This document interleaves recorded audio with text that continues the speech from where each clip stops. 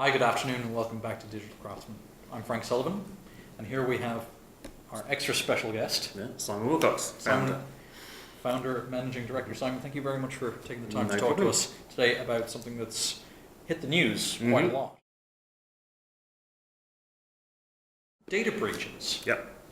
Data security and application security has become an ever more important part of managing your hosting estate. It's something that comes as standard with a managed services provider, but I wanted to talk about how data breaches occur from the perspective of an employee, of a security vulnerability, these sorts of things. So first of all, what in your mind counts as a data breach? That's very interesting. I think most people think of a data breach as being some actor coming into your system, stealing data and taking it away.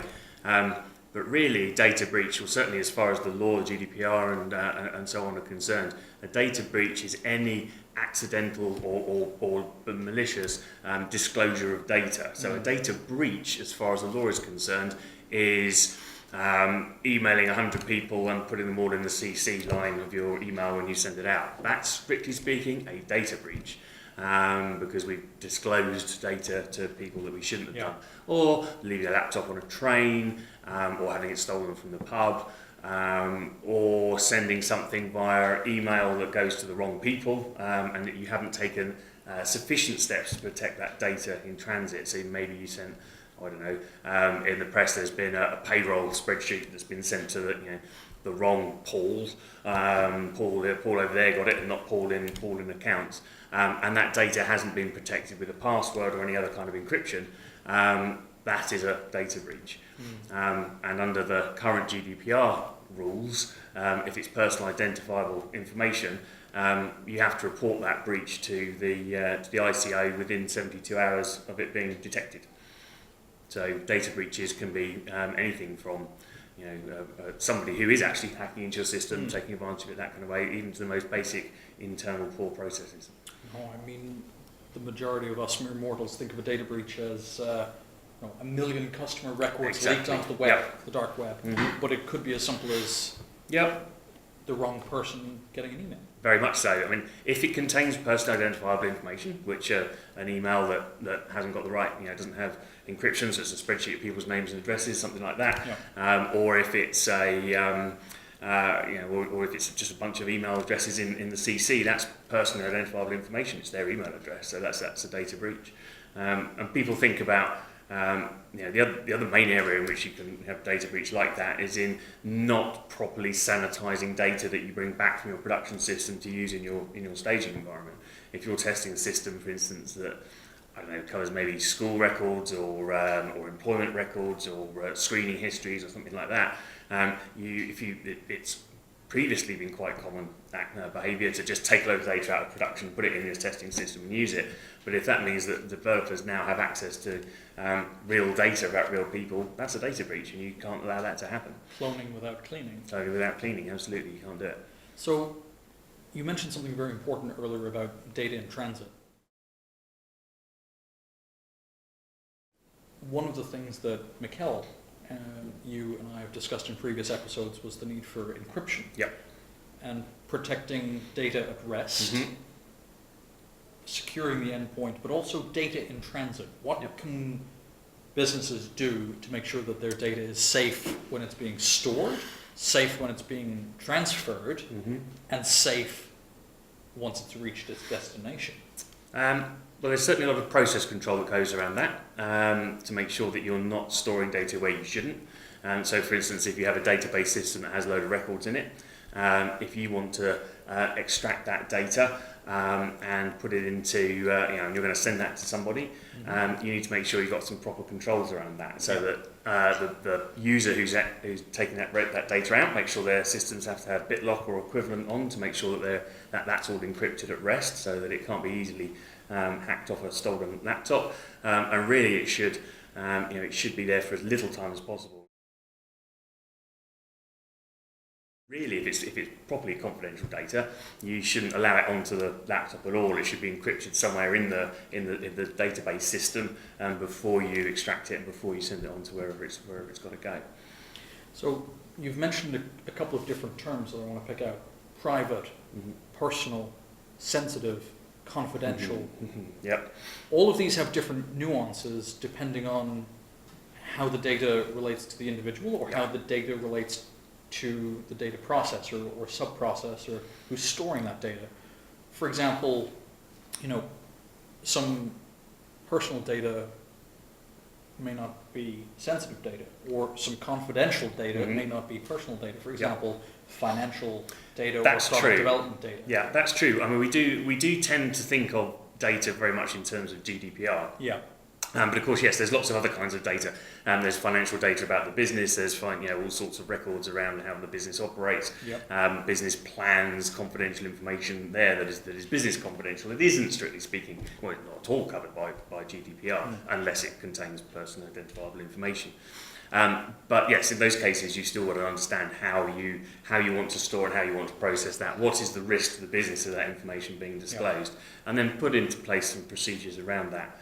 That allow you to manage that, manage the risk of that data getting out of the system. So some people do that with email scanning software that will will check everything outgoing to see whether or not it contains data, contains something a trigger that might look like you're trying to send email out.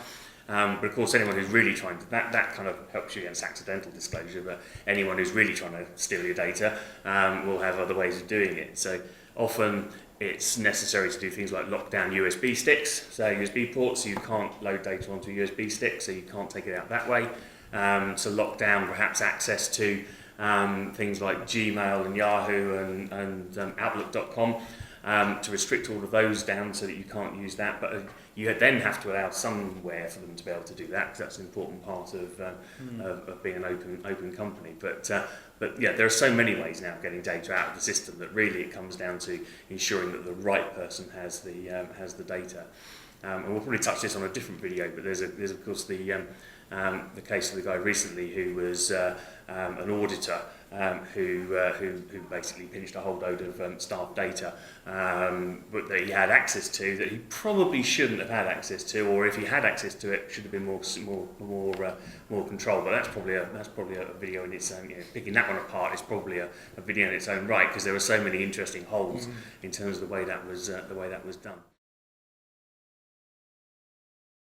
I think it's really important to think about data classification as it pertains to the business, because you can't create a corresponding plan of action unless you know the value of the data. Not all data is created equal. That's true. In order to classify data, for example, the Harvard tagging system, you can look at, the impact, business impact of it. If it's financial or product data, for example, or you can look at the chain of custody or controls and processes in place for customer-sensitive personal data under GDPR guidelines. What you can't always do is control all variables. No. It is inevitable that a data breach will happen. You can only do your best to minimize and mitigate the risk. But something practical here. With 2 minutes to go, what are the things that a business should consider when they've got a data breach? When they've had a data breach, okay. So the first thing to do is obviously to try and stop the breach. So if someone has hacked into your system or something like that, obviously you want to close that hole, stop them stealing anymore. Second thing is to preserve the crime scene, as it were. So if you're using virtualization or anything like that, you want to take snapshots of the affected machines, make sure that you're keeping that data.